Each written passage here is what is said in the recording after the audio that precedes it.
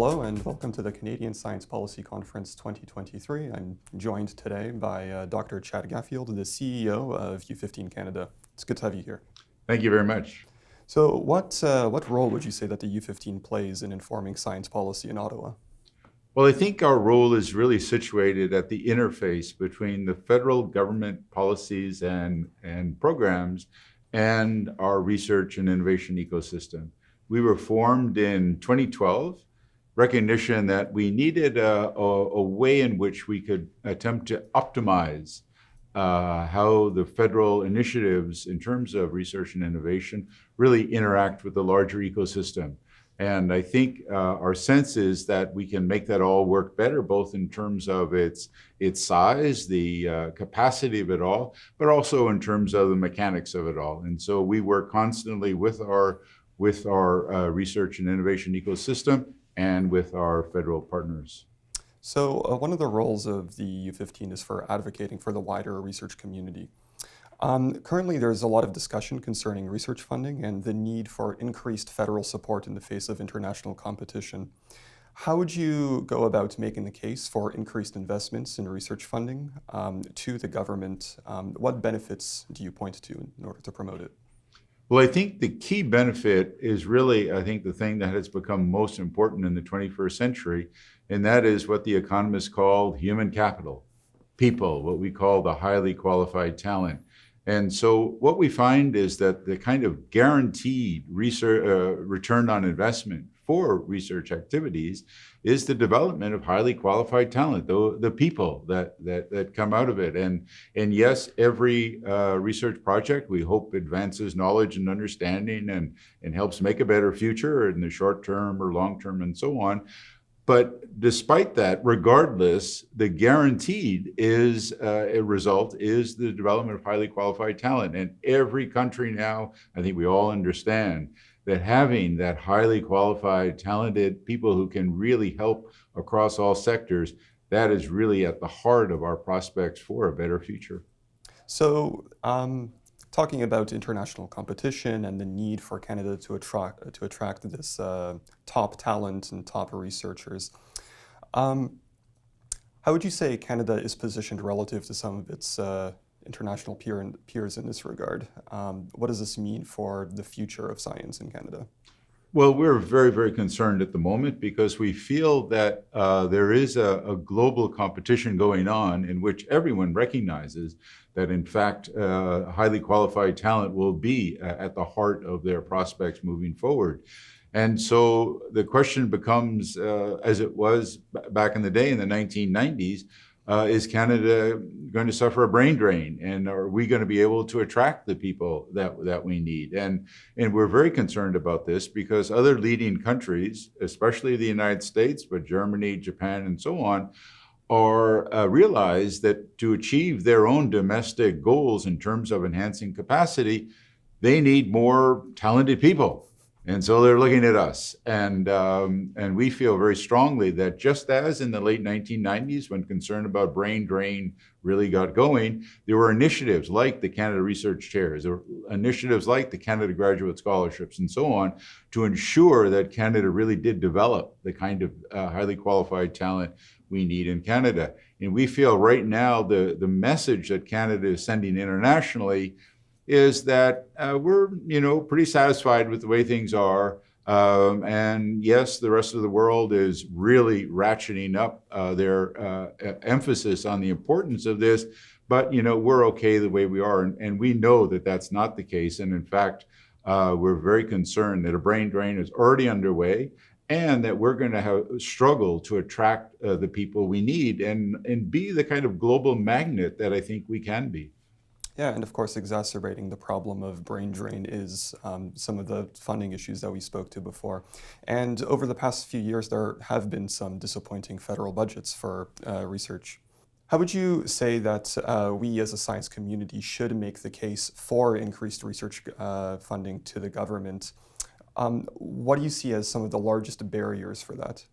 Well, I think definitely you put your finger on the question of funding because, if we want to develop this system in a way that is inclusive We want the top the students with the most talent to be really attracted to our system. But of course, if we're asking them to go into serious debt, or we're asking them to live a lifestyle that's really not supportable, it all depends on, we're only going to attract students that happen to come from an advantaged background. We're going to have a very narrow, and that's not what we want to do. We know that in Canada, we want to tap the entire pool of talent. We don't want to ask you how lucky are you to be in a family that's advantaged. No, that's not what we're doing here. We want to really level that playing field.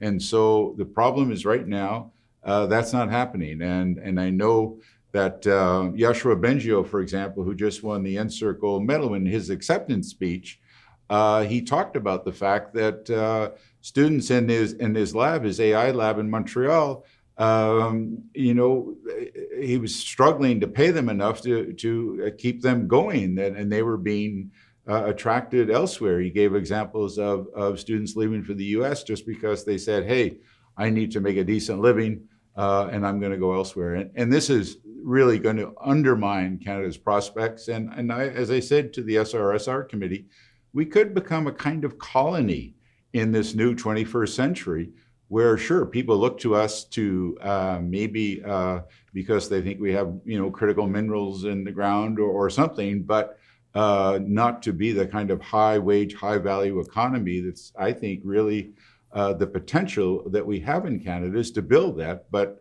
we can't take it for granted. We have to see it in ambitious ways, the way other leading countries are.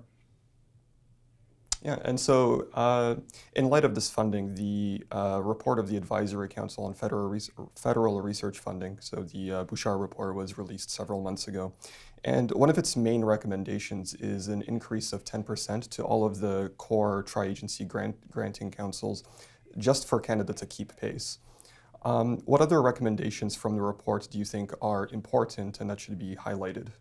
There's no doubt that their recommendation about additional funding is really the sine qua non. It's the absolute minimum, and we know that just doing the math since then, 10% is not going to keep us competitive. So I think that's an essential piece.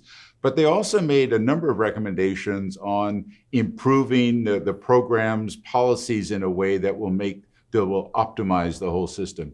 And we embrace that. We see it as a call to build on the significant steps forward that have been made over the last number of years to facilitate what I like to call discipline-based interdisciplinary work, to facilitate cross-sectoral work, to facilitate international collaborations, and to facilitate the kind of mission-driven research that really calls for a kind of focus and a horizontal connectedness across the research ecosystem that it takes special effort. So we think that their recommendations are in line with what's been happening to varying degrees thus far, but it's asking us to take that to the next level, and we think that's obviously urgent, and we should do that as well. But of course, we can move the structures around, we can improve the policies, but if we don't have competitive funding, it's not going to matter a great deal. Well, thank you very much for your perspectives and for your insights. I do have one final question to close out the interview. What do you see as the biggest advantage to the Canadian Science Policy Centre and Conference in convening, capacity building, and connecting the Canadian science policy landscape? Well, since the first year, I've been a huge supporter of the center and, of course, this conference, but all the efforts that have been spun out during the year. Why? Because I think the team, Erdan and the team, have done a great job in bringing together groups that are all connected in maybe in indirect ways and so on, but getting us into a single conversation.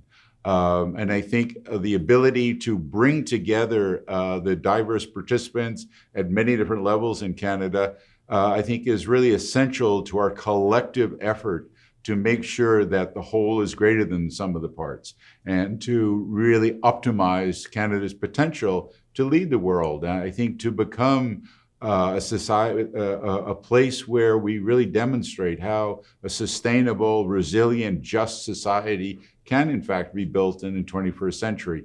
And that's only going to happen through the kind of collective engagement that the center and obviously this conference brings. And we're all, I think, enthusiastic to support it and look forward to building on the expansion in terms of the webinars during the year and all the other complementary activities, I think, that are going to make sure that those conversations and discussions are sustained throughout the year, because that's what we really need to keep that momentum from year to year.